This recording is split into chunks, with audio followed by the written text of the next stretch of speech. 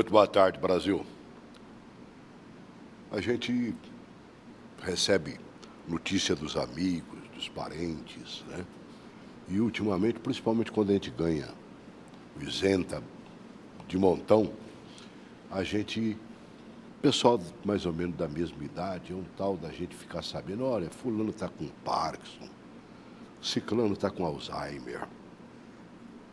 E outros casos que a gente conhece desde a meninice da gente, casos como epilepsia, o tal do AVC que matou, acho que metade da minha família, né? É verdade. Mas morreu de quê? AVC. Derrame, né? Lá no nosso interior fala derrame. Poxa, está na hora da gente bater um papo, até porque se existe um momento de muita preocupação, é quando a secura toma conta, principalmente.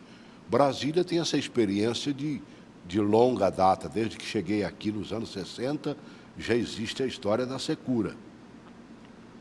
Mas a secura está tomando conta de praticamente todos os estados brasileiros. Estados que eram úmidos, né? Com 70%, 80% de umidade relativa do ar, hoje estão competindo com Brasília nos 10, 12, 14. Meu Deus do céu. E vamos chamar um neurologista. E aí encontrei um neurologista, neurofisiologista, especialista em cefaleia, que é outro problema crônico para muita gente, né? Alzheimer, Parkinson, epilepsia e problemas relacionados. Um jovem doutor, mas já com uma bagagem acumulada muito grande. Estou recebendo aqui o Dr. Lucas Cruz. Tudo bem? Seja bem-vindo, boa tarde para você. Obrigado. Prazer estar aqui, Celso, com vocês. E como você estava dizendo, né, no início, realmente essas doenças são doenças muito prevalentes na população, muito comuns. E é necessário realmente essa divulgação para explicar melhor para a população como lidar com cada um desses problemas. Até porque nós somos, principalmente os homens, né? As mulheres são um pouquinho mais aplicadas ou bem mais aplicadas. Os verdade. homens já são mais relaxados. A gente só vai no médico quando, como diz o outro, já está sabendo que está, né? Isso. Aquela que vem lá de cima e puxa, como diz, está batendo na porta. Justamente. É uma característica bem comum. Realmente, bem comum comparecer ao consultório um homem acompanhado da mulher. E realmente essa questão do cuidado é importante. Vamos começar pela cefaleia um pouquinho? Essa dor de cabeça constante que as pessoas sentem. Muitos não conseguem, toma 1, 2, 3, 10 comprimidos, né? E continuam com dor de cabeça crônica para valer. Por que isso acontece, hein, doutor? Então, Celso, as dores de cabeça, na neurologia, a gente divide elas em primárias e secundárias. As primárias são aquelas em que realmente não existe uma lesão cerebral, algum tumor, alguma infecção que esteja causando a dor. As secundárias são doenças realmente secundárias a algum problema mais grave. As mais comuns são as primárias, realmente, que são essas que a gente investiga, às vezes faz algum exame, realmente o exame vem normal. E das primárias, as mais comuns têm 2 tipos, que é a enxaqueca e a cefaleia tensional. Elas acometem até 80% da população em alguma fase da vida. E essa questão que você falou de ter uma dor recorrente é muito comum na questão da enxaqueca, que é mais comum em mulheres, em idade mais jovem. E realmente, às vezes, elas são de difícil controle. A dor de cabeça começa a ficar o que a gente chama de crônica. A pessoa tem mais do que 3, 4 crises de dores no mês. E aí é importante o atendimento. Tem gente que tem crise hoje, amanhã, ontem, depois de amanhã, justamente, para o resto da vida e mais 2 dias. Isso. Por isso a importância de procurar um profissional, um neurologista, para saber identificar os fatores desencadeantes dessas crises e fazer um tratamento adequado, medicamentoso, para reduzir essa questão da incidência das dores. Reduzir, quer dizer, não cura? Na verdade, a gente acredita que tem um controle, assim. A cura é porque a pessoa com enxaqueca já nasce com uma predisposição a sentir dor, ela é mais sensível à dor. Existe um nervo na nossa faixa, chama trigêmeo. Inicia-se a dor através desse nervo. Mas quando a pessoa consegue controlar bem os fatores de risco, diminuir realizar atividade física, ter uma alimentação adequada, tomar o medicamento que a gente costuma prescrever, às vezes consegue ficar livre das dores. Há muito tempo atrás, eu entrevistei um médico de São Paulo, perdoe, eu não me lembro o nome, eu deveria guardar, porque ele é famoso, aparece inclusive na mídia direto e tudo mais. Ele é especialista em enxaqueca. Ele não atendia um paciente se o paciente não dispusesse, por exemplo, um atendimento de consultório no meio da semana, começo da semana, mas teria que ter o sábado livre para ir para uma cozinha experimental onde ele mesmo ensinava como o portador de enxaqueca deveria fazer a sua alimentação e tudo mais. Sim. Tem livro, tem mais, eu tenho o livro dele em casa, né? E Sim, diz sim. ele, né, tivemos testemunhos de pessoas e tudo mais, que só com a alimentação melhorou quase 100%. Isso é possível, É realmente? possível, sim. Realmente, Celso. É o que a gente costuma sempre orientar no consultório, né? A primeira coisa que a gente faz antes de iniciar o medicamento é orientar o estilo de vida da pessoa. Então, a questão alimentar tem muitas coisas que influenciam. A questão do café é bem comum. A cafeína é um estimulante cerebral, acaba desenvolvendo, piorando as crises de enxaqueca. Alimentação com chocolate também, algumas bebidas alcoólicas como vinho. Às vezes pacientes têm intolerância à lactose, derivados do leite, é bem comum também desencadear. Quando a gente consegue identificar o alimento que causa e a pessoa tem uma reeducação alimentar, isso reduz bastante os problemas. Você falou do café. O café era o grande vilão há algum tempo atrás. Ultimamente eles têm falado maravilhas sobre o café. Já tem médico, eu não sei para que tipo de doença e tudo mais, mandando tomar 6 xicrinhas por dia. Então, realmente tudo tem que ser com moderação, como a gente diz, né? No caso da enxaqueca em si, a gente recomenda realmente diminuir ou até mesmo cessar o uso da cafeína, porque isso já é bem estabelecido. Ela estimula mesmo, né? Isso. Para outros problemas, quando as pessoas não têm enxaqueca, não é um problema, mas quem tem, realmente é recomendável reduzir a ingesta de cafeína, de café em si. Agora, isso não significa quem tem esse tipo de enxaqueca de que ele estaria propenso a essas outras doenças. Ele estaria a caminho, por exemplo, de um AVC. Sim, na verdade, a questão da enxaqueca, principalmente a enxaqueca que a gente chama de enxaqueca com aura, é um sintoma visual muito comum de quem tem enxaqueca. A pessoa começa a ter umas estrelinhas na visão antes da dor. E quem tem enxaqueca com aura, por exemplo, mulheres que têm enxaqueca com aura e usam anticoncepcional, tem um risco maior de desenvolver um AVC, um acidente vascular isquêmico. Então, às vezes, a gente até recomenda realmente parar a utilização desse Tem que se cuidar mesmo, né? Sim, tem que. Caramba! Quando a gente entra, como eu disse no princípio do programa, na idade que eu já estou, é muito comum você saber, poxa, fulano, há poucos dias mesmo, um colega, né, com Alzheimer.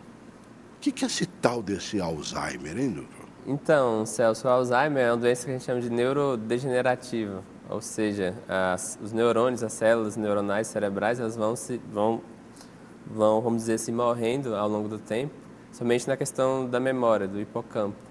E o Alzheimer é um tipo que a gente chama de demência, que é um problema na memória assim, de recente. A pessoa ela começa a perder essa questão da memória recente, ela acaba mantendo a memória antiga, e com o tempo isso vai progredindo e interferindo nas atividades de vida diária da pessoa. Eu vi um vídeo interessantezinho, também de um médico, né? Ele pegou 2 pessoas, uma normal, uma com, né, sem o Alzheimer, a outra com Alzheimer, explicou isso aí que você falou, achei muito interessante. Posso colocar? Pode? Vamos lá? Coloque esse primeiro vídeo aí. Para entender o paciente atingido por Alzheimer, o médico mostra o cérebro de 2 mulheres de 70 anos, uma com a doença e outra normal. O que está atingido pela doença tem diminuição do tamanho e os espaços vazios que sobraram são preenchidos pelo líquido que sempre existe ao redor. O cérebro sem Alzheimer tem mais tecido cerebral e menos espaço sobrando, ou seja, menos líquido e mais cérebro. Olha aqui essa região do cérebro normal. Não há quase sulco aqui, ó. Ele ocupa tudo, ó. Compare com esse lado aqui, onde há um enorme sulco aqui, tá vendo? Essa região aqui é chamada formação hipocampal. Tem bastante líquido aqui, que é essa parte escura, olha. Toda essa parte escura dos 2 lados, do lado esquerdo e aqui do lado direito. Essa região que é o hipocampo, ó, aqui, ó. Ele está tão diminuído que ele ficou uma fitinha. Coisa interessante, né? Sim. Você acabou de citar. Quer dizer, esse líquido vai tomando conta e o cérebro vai se desgastando por si mesmo? Isso. A gente acredita que a gente chama de proteínas anormalmente processadas. Ou por algum motivo o organismo começa a produzir esse tipo de proteínas que são tóxicas para o cérebro. E isso vai consumindo o cérebro como um todo, principalmente na questão do hipocampo, vai causando uma atrofia. O cérebro vai atrofiando ao longo do tempo. E com isso a pessoa vai perdendo a memória. Quando é que a gente descobre isso? Só quando o negócio já aconteceu? Ou você teria alguns vestígios, né? Sim. Que fala, poxa, ó, vai te cuidar, vai lá no neurologista, Isso. ver o que é isso. A gente recomenda que, na verdade, os estudos hoje em dia são bem focados nessa questão da fase pré-clínica mesmo da doença, que é antes de começarem os sintomas. Mas os sintomas iniciais realmente costumam ser mais sutis, na fase leve, a gente fala que é um déficit de memória, memória recente. Então, a pessoa, às vezes, começa a esquecer de eventos que teriam compromissos, objetos em casa.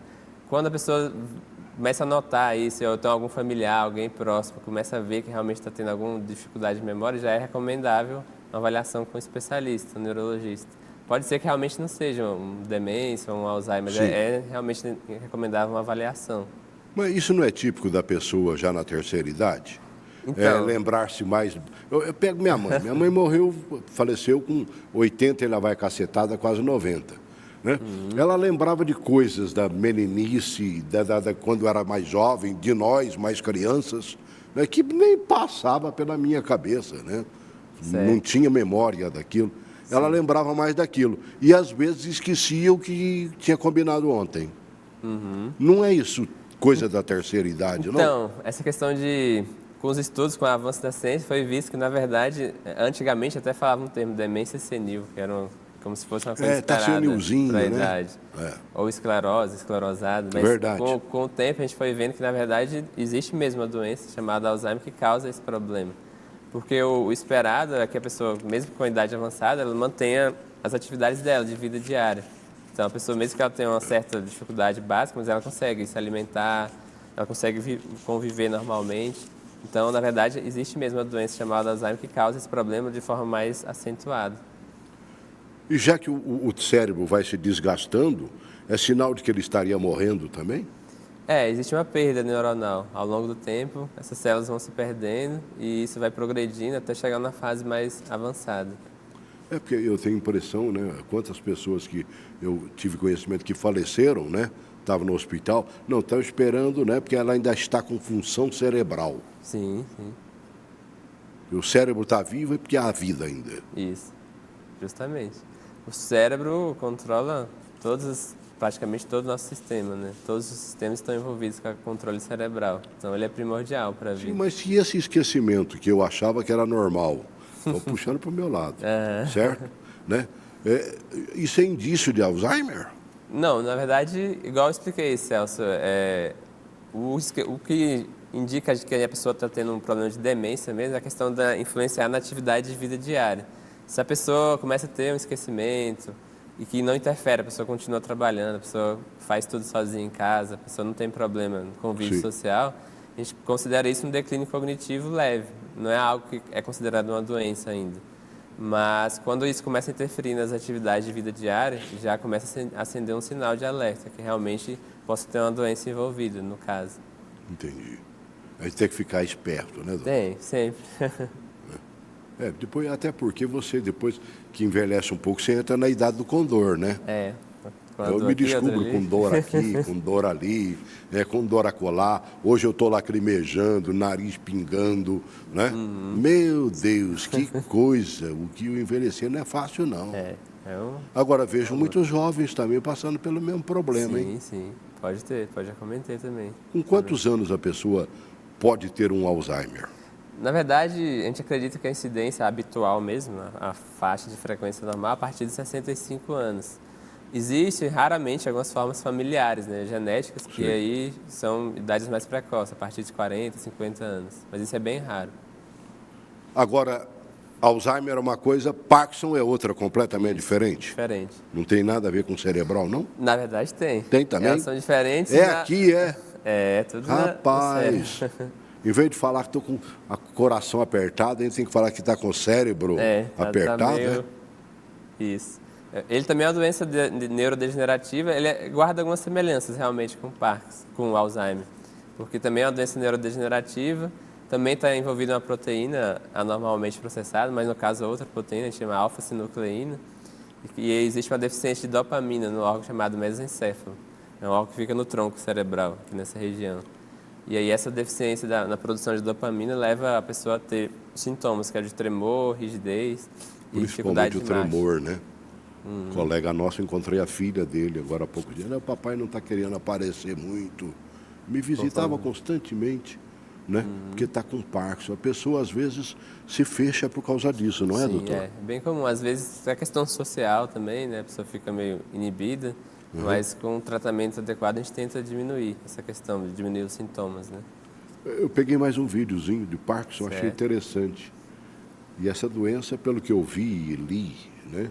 Parece que ela pode se manifestar bem antes e a gente só descobrir muito depois, né? Sim, sim. Que coisa impressionante, gente. Coloca aí, por favor.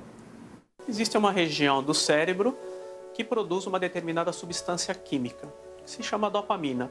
Essa substância ela é responsável pelos movimentos. Elas começam, entre aspas, a morrer. As células, os neurônios produtores de dopamina. Então, quando eles chegam no nível até expressivo de morte, né? 80%, até 90%, aí você começa a ter sintomas. Estudiosos já sabem que algumas células do cérebro morrem à medida em que envelhecemos. É um processo natural. Por volta dos 65 anos, um paciente a cada 1000 pode ser diagnosticado com mal de Parkinson. A partir dos 75 anos, um paciente a cada 100. Quanto ao Parkinson, cientistas ainda tentam explicar por que o problema acontece justamente nesses neurônios que auxiliam a nossa coordenação motora. 10% das pessoas com Parkinson admitiram que os primeiros sintomas da doença apareceram por volta dos 40 anos, de acordo com um levantamento norte-americano. Mas o diagnóstico aconteceu bem depois, quando os sinais estavam mais claros. Doença mais velha que andar para frente, doutor. E não descobriram cura para isso, não? Infelizmente ainda não, Celso. Existem vários estudos nessas áreas, né? Alzheimer, de Parkinson, mas como são doenças... Na verdade, o cérebro a gente conhece muito pouco dele ainda, por isso que é uma área muito interessante. Porque, apesar de existirem vários estudos, ainda a gente está caminhando a passos lentos para a questão de cura, realmente. Porque a gente ainda descobre, quando a gente descobre, por exemplo, a doença de Parkinson, a pessoa já teve... cerca de 10 anos atrás já iniciaram seus processos de morte neuronal. E a gente descobre essas doenças muito tarde ainda. Então, morte neuronal. Um outro médico falou a mesma coisa. Dizer, na verdade, é uma morte, realmente. Realmente, a célula... Você vai apagando. Isso, a célula deixa de existir e aquela célula que produzia aquela substância não existe mais. Existe uma redução da substância, que é a dopamina no caso, e aí a pessoa desenvolve sintomas da doença. Eu vi um vídeo, deveria ter pego, né? O cidadão comparou com uma casa, com muito interruptores, né? Ou aquilo que desliga para a casa inteira, né? Esqueci o nome daquele negócio. E aí ele foi como diz outro, o que vai acontecendo? Né? Um casarão, aí foi, apagou a luz aqui, apagou aqui, apagou aqui, apagou, é isso que vai acontecendo então. Justamente, porque no nosso cérebro os neurônios são ligados para a gente chama de sinapses, que é uma ligação entre os neurônios. Existe uma rede, né? É como se fosse uma rede mesmo de internet, uma rede de fios, né? E aí, quando você vai perdendo os neurônios, essa rede vai se enfraquecendo. Mas não tem nem, pelo menos, algumas daquelas pessoas que foram mostradas estavam com o tremor muito acentuado. Sim. E tem algumas que não conseguem nem se equilibrar, né? Isso. Não tem alguma coisa que pelo menos dê uma equilibrada, não? Tem. Na verdade, o que a gente faz hoje em dia, a gente repõe a substância que está em falta ou dá medicamentos que aumentem essa substância, que é a dopamina. E a gente chama isso de... um dos que a gente usa muito é a levodopa. E realmente, no início do problema, esse medicamento consegue controlar bem os sintomas. A pessoa fica com a qualidade de vida até estável. Ela diminui a questão do tremor, da rigidez.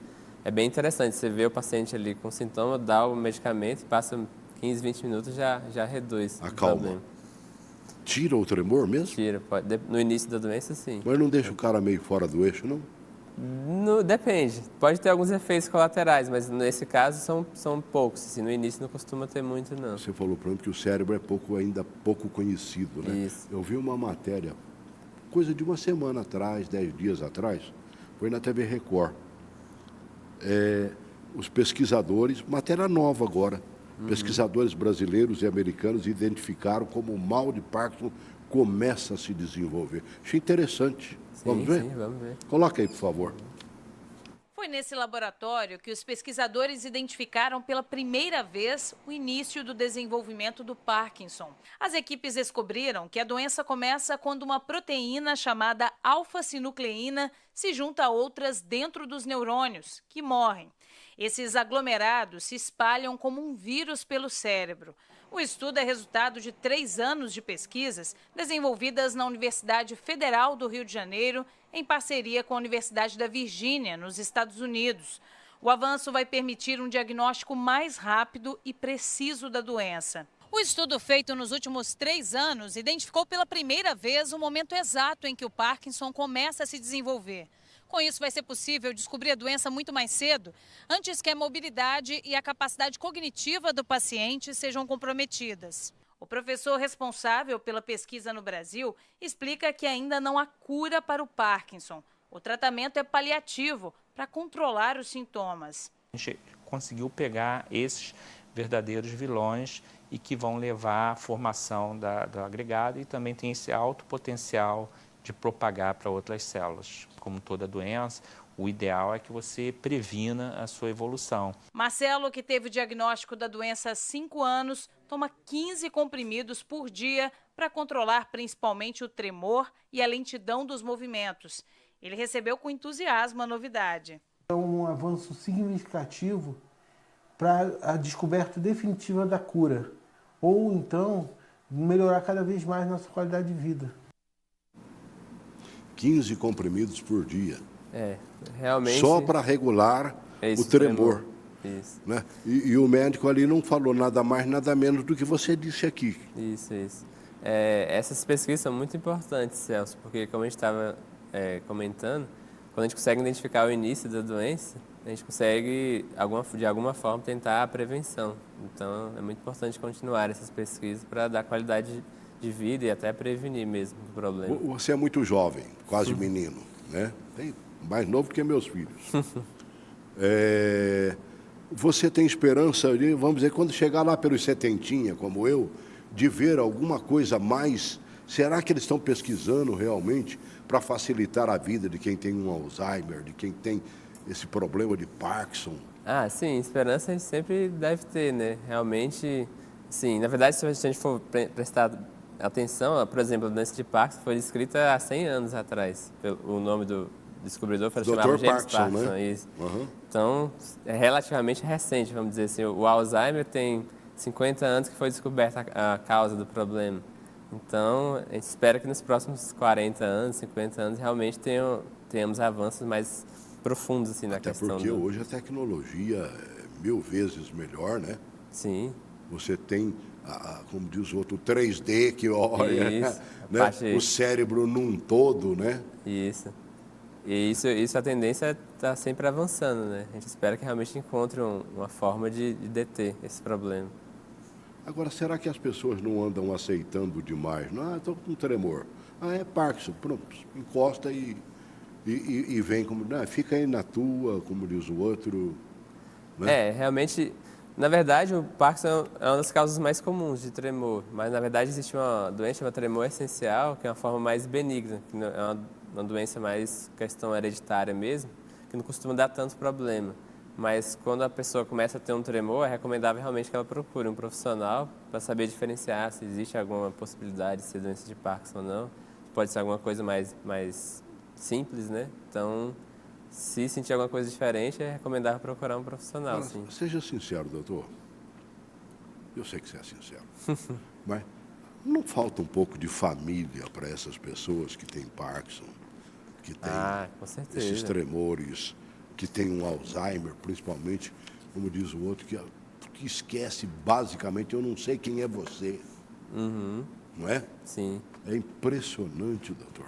Sim, Celso, essas doenças são, quando elas na fase mais avançada, elas são muito graves, né? E isso impacta na questão familiar também. A gente vê muito isso, principalmente a questão do Alzheimer, por exemplo. A família acaba adoecendo junto com o paciente, porque realmente é um paciente que demanda muito cuidado. Então, ele não vai conseguir mais se alimentar sozinho, ele não vai mais reconhecer os familiares. Então, a família, realmente é necessário um suporte também para a família, porque para aprender a lidar mesmo com essa situação. Eu me lembro de um vídeo espanholado, já usei ele, né? Em que o papai está sentado e o filhão já quarentão, né? E o pai vê um passarinho e pergunta lá, né? O que é aquilo? E perguntou 300 vezes o que era aquilo. Uhum. E o filho chegou num ponto que esbravejou e tal, já falei 300 vezes e tal. Aí o pai levantou, na verdade estava experimentando o filho, foi lá, pegou um antigo, como é que chama aquele negócio que a pessoa vai anotando o dia a dia, né? Agenda? Isso, imagina. E aí ele pegou um período, hoje meu filho me perguntou várias vezes o que era. É, a paciência, né? Impressionante. Isso realmente é muito importante. Agora, o amor manda, né? Isso, com Também certeza. peguei outro doutor, mas olha, é uma lição de moral na gente. Quer ver? Vamos. Bota esse número 2 aí.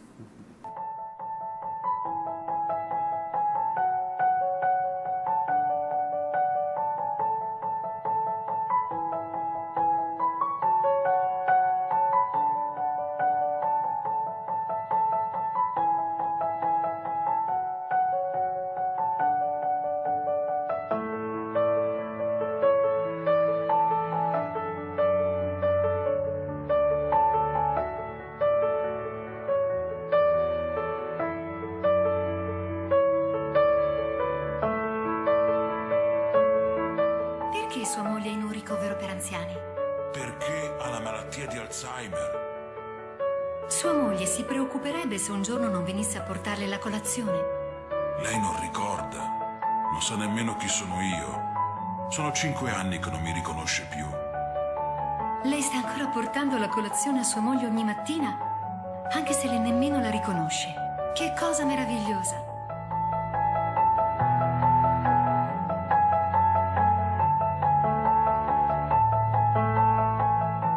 Lei non sa chi sono io, ma io so chi è lei. Paulada na Essa moleira, aí hein, doutor? É bem no cérebro aí, viu? Isso aí foi bem profundo, né? E 5 bem real anos sem também. reconhecer. Isso é real, viu? Coisa dela estar num hospital, ele vai todo dia levar o café da manhã, que eles chamam de pequeno almoço, coisa que vale. Isso é essencial. A gente sempre comenta com os familiares do paciente a questão do carinho, de dar amor, afeto mesmo, porque isso ajuda até no tratamento também. Mesmo que a doença seja progressiva, isso ajuda a pessoa a ter uma qualidade de vida melhor, né? Mas o esquecimento é geral mesmo. Suponhamos que a pessoa esteja, no caso aí o Alzheimer, né? For levada a você hoje. Aí você marca para ela voltar com o resultado de alguns exames dentro de uma semana. Quando ela volta, ela já não te conhece mais? Não, na verdade existe uma progressão. Existem as fases, que a gente chama fase leve, moderada e fase já mais avançada, né? Acredita-se que entre uma fase e outra, isso leve por volta de 5 anos.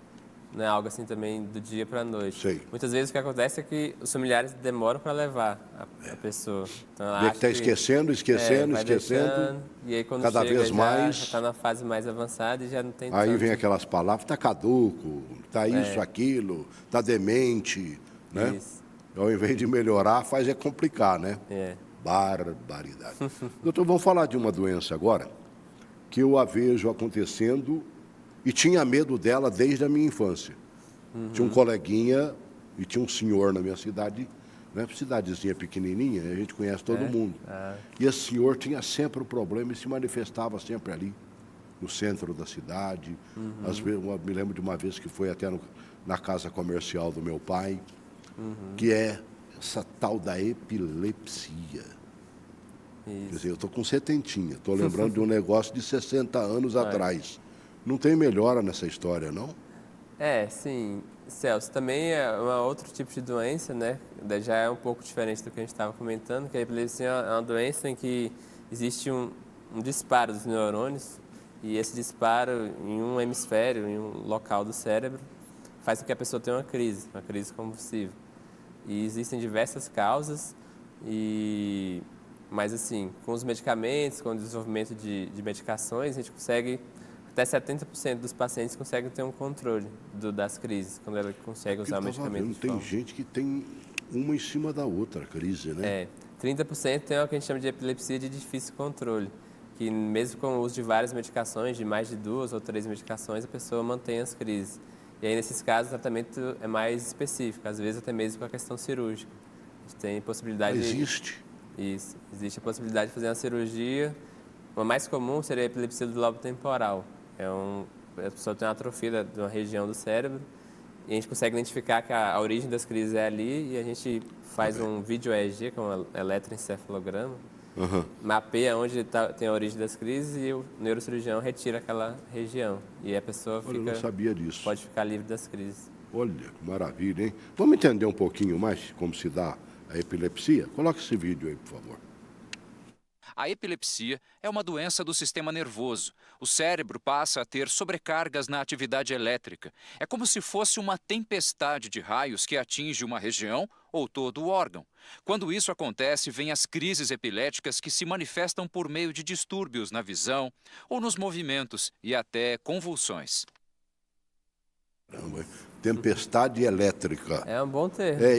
Eu achei interessante exatamente esse termo utilizado. Isso, porque na verdade é realmente isso que a gente identifica quando a gente faz o eletroencefalograma. A gente coloca uns eletrodos no escalpo do paciente, a gente identifica que a crise inicia-se com um disparo de energia, vamos dizer assim. E é identificado ali através dos eletrodos, e esse disparo de energia espalha por todo o cérebro e a pessoa tem a crise convulsiva. Já pensou isso várias vezes ao dia, hein, doutor? Realmente. Isso não faz piorar cada vez mais, não? Então, quando a pessoa usa o medicamento de forma adequada e tem um controle, igual eu falei, consegue ter uma qualidade de vida normal, viver a vida sem ter crises, mas os casos que são de difícil controle realmente leva a prejuízos cognitivos, prejuízos na questão da vida social também, pode ter acidentes, fraturas. Então, realmente precisa de um cuidado mais contínuo mesmo, acompanhamento. Tenho falado muito sobre o tal do canabidiol. Sim. Dia desses até fiz um belo de um programa com o doutor Francisco e a doutora Shirley, esposo e esposa, né? Ele é geriatra, ela é gerontóloga. E aí, falando, eles estão se especializando nessa história, eles estavam voltando do Canadá. Foram lá aprender um pouquinho mais. Até descobriram que o termo que se usa por aí para tentar liberar a tal da maconha não tem nada a ver com o canabidiol. Né? Nós mostramos até uma matéria interessante sobre isso, mostrando que o bom canabidiol dá uma árvore muito semelhante, né? Mas ela tem 95% do produto que serve para acalmar essa moçada aí, né? E outros tipos de doença. Coloque essa matéria um pouquinho, eu achei muito interessante. Ela é do STJ, tá bom? Coloca, por favor. Os brinquedos dividem espaço com os monitores dos sinais vitais. O quarto foi transformado em UTI. Lourdes é uma das 4 enfermeiras que se revezam para manter a cobertura de 24 horas por dia. Elas controlam as dosagens de 14 medicamentos, monitoram a sonda abdominal usada para alimentação e ficam sempre por perto para prestar os primeiros socorros em uma situação de emergência. Para a gente é desesperador, né? Porque é lidar com a morte todos os dias. Aos 2 anos e 8 meses de idade, Uriel já superou a expectativa de vida prevista pelos primeiros médicos que o atenderam. A doença contra a qual Uriel está lutando é chamada hiperglicidemia não cetótica. É genética, raríssima e basicamente provoca uma quantidade enorme de crises convulsivas. No primeiro ano de vida, ele chegava a ter de 100 a 200 convulsões em um único dia, podendo chegar a 400 dependendo da época. Hoje esse número fica em torno de 20 a 30 por dia, graças a uma combinação poderosa de medicamentos, mas o principal deles é esse aqui, o canabidiol. A vida de uma criança, o desespero de uma mãe, ela não espera. E a gente tem que esperar vários laudos, a gente tem que esperar vários trâmites, a gente tem que entrar na Anvisa sabendo que a gente está pedindo, não é por favor, a gente está pedindo socorro. O canabidiol é um dos 400 compostos da cannabis, planta proibida no Brasil desde a promulgação do decreto antidrogas assinado pelo então presidente Getúlio Vargas em 1938. A cannabis permaneceu proibida até as recentes descobertas das suas propriedades medicinais. Ela pode ser usada para diversos tratamentos, desde alívio a sintomas de câncer, ao próprio tratamento de câncer, passando por Alzheimer e outras doenças que hoje afetam milhares de pessoas em todo o Brasil. Alguns desses tratamentos ainda estão em estudos, resultados pelas pesquisas já realizadas, no caso da epilepsia, que é o mais aceito atualmente pela comunidade internacional. Devagarzinho vão descobrindo, né, doutor? Você falou um palavrão ali, o nome da doença que o garotinho tem, né? Deram 2 anos de vida, ele tá ali com uns 10 aninhos ali, não tá? Tá, deu. Com certeza, né? É doença rara essa? É bem rara, na verdade. E assim, essa questão do canabidiol, a gente tem que ter cautela, igual você estava explicando mais cedo. Na verdade, é uma substância que não tem... É importante a população entender, né? Não é a substância, por exemplo, do THC, que é a da maconha. É uma substância que não tem efeitos alucinógenos. Essa planta que o meu amigo viu no Canadá, ela tem 95%, só 5% da droga propriamente dita, quer dizer, fácil de tirar, né? Isso. E assim como qualquer medicamento, ainda está em estudo. Então, existem pacientes que melhoram bastante, existem pacientes que não respondem à substância. Então, a gente tem que ter sempre cautela com relação a isso. O medo do governo em aprovar um negócio desse para valer mesmo e permitir plantios e outras coisas mais é justificável, isso. então? É justificável, porque as pessoas tendem a tentar usar isso para outros fins. Está acontecendo isso nos fins. Estados Unidos e no próprio Canadá, viu? Dizendo que está plantando, porque a diferença de uma planta para outra é quase nenhuma. Uma é mais bojuda, outra e tal, mas as folhas são muito semelhantes, pelo que eu vi, né? Nunca peguei na mão, não vi pessoalmente. Mas pelo que eu vi nos vídeos, interessante. E já está acontecendo, o pessoal está usando para outros fins. Sim, sim. Usando aquela que tem 95% de princípio de droga mesmo, né? Por isso é importante sempre ter cautela com relação a Mas quando você, por exemplo, pega um caso, por exemplo, casos como esse. Eu vi um caso, por exemplo, que o cidadão estava tremendo demais da conta, mas ele não conseguia nem parar em pé. Aí colocaram na boca dele o canabidiol. Daqui a pouquinho, foi... Sabe, os tremores foram passando, ele não conseguia ficar de pé. Ele deu uma meia aqui deitada num sofá, daqui a pouquinho estava bonzinho, doutor. Então, sinal de que tem alguma coisa que serve, né? Sim, sempre é necessário os estudos, as pesquisas, a importância da pesquisa científica. Você já experimentou isso com algum paciente? Ainda não? A gente tem alguns casos selecionados, assim, principalmente, às vezes, crianças que não respondem ao tratamento, que não têm indicação de cirurgia, que eu falei que é uma possibilidade. É uma tentativa de resgatar, assim, de melhorar a qualidade de vida. Alguns casos bem selecionados têm indicação, realmente, de... Aí a preocupação do médico é maior? O acompanhamento é mais... Justamente, bem mais firme? Rígido. Sim. Tem todo um procedimento, né, para você acompanhar esse paciente. Vamos chegar num negócio assim, né? Que o tal do derrame, doutor. É muito importante. Mas eu desde que me conheço por gente, na família, era impressionante. Morreu o parente ali, do que? Derrame. Né? Raramente se ouvia falar que foi por um outro motivo. O que é esse tal de AVC? É que, na verdade, eu acho que é o nome mais... o nome que a gente usa cientificamente. Que é isso? Então, Celso, o AVC, na verdade, é uma doença neurológica muito importante de a gente ser discutida, porque ela é a principal causa de morte e de incapacidade no Brasil. No Brasil e no mundo também. E é uma doença prevenível, então, quando a gente controla os fatores de risco, a pessoa consegue prevenir o desenvolvimento do problema. O que acontece é que as nossas artérias começam a formação de um coágulo, o sangue vai ter uma dificuldade de passar por ali, vai coagulando e obstrui a artéria. E nessa obstrução, a pessoa realmente perde agudamente, rapidamente, as células morrem. Não é igual o caso do Alzheimer que a gente viu, que era uma coisa lenta, progressiva. Lenta e progressiva. É questão de horas, o tempo é primordial. Por isso, da importância de reconhecer os sinais.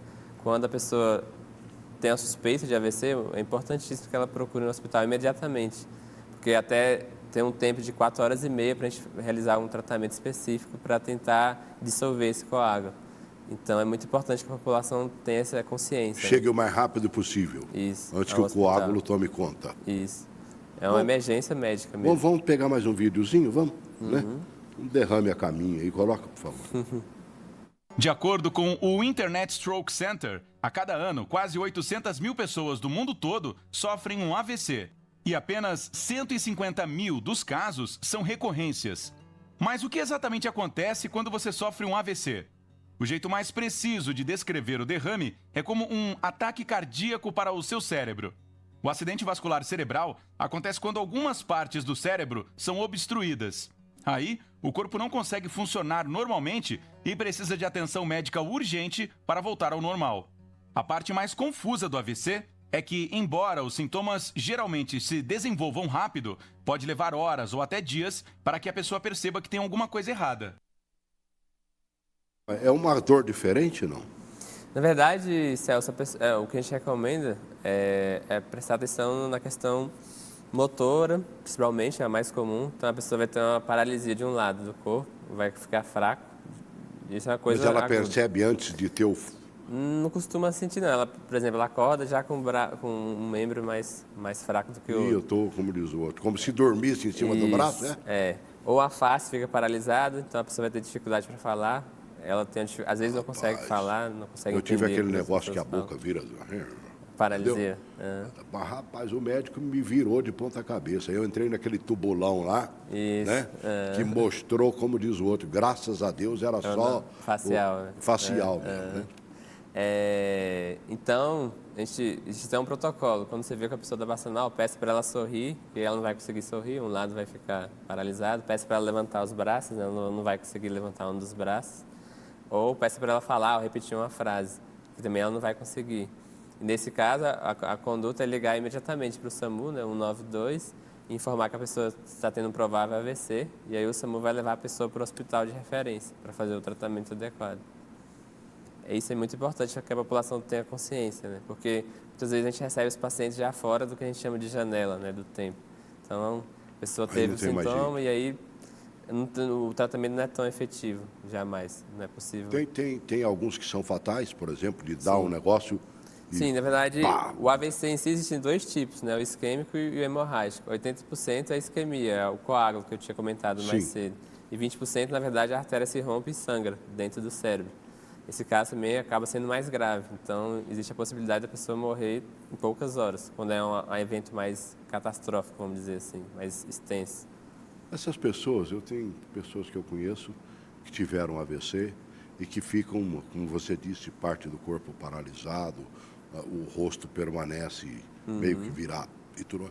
Isso não se melhora, não? Então, na verdade, o nosso corpo tem uma certa neuroplasticidade, tem uma tendência a tentar recuperar as células que foram perdidas. Mas no caso do AVC, como é uma área muito grande, então acaba ficando realmente, muitas vezes, uma sequela. Por isso a importância de fazer esse tratamento com o trombolítico, quando a gente consegue fazer no início, a gente vai lá, dissolve o coágulo e salva uma grande área do cérebro. E aí a pessoa não fica com um déficit. Isso é por aplicação? É um medicamento. Pega um acesso venoso e aplica diretamente na veia. Direto, então, pela veia, então. Isso, no sangue mesmo. E essa substância vai lá na artéria que está obstruída e vai dissolver o coágulo aos poucos. E aí volta a circulação cerebral.